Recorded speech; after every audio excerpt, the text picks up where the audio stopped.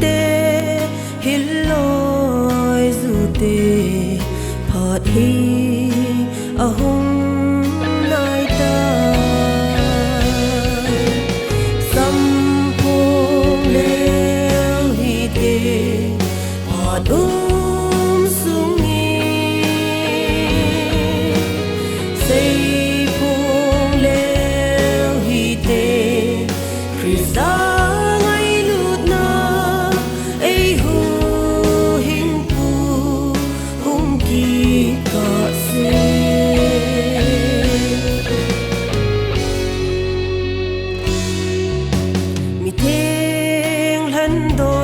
Huling le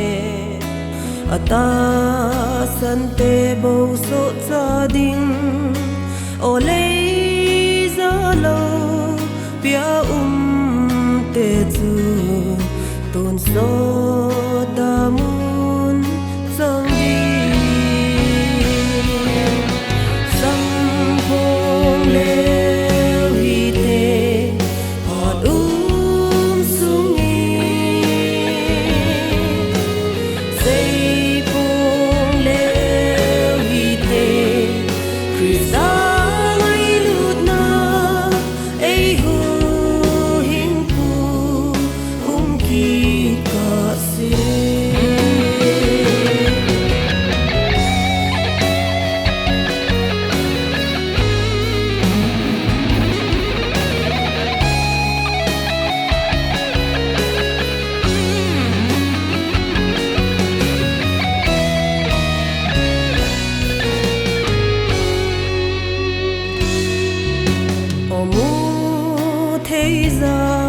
perin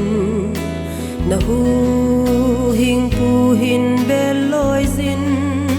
an za ti le zun nang ding in phot hi ki le khan te sam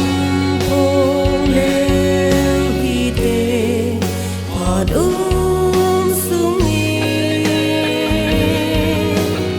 say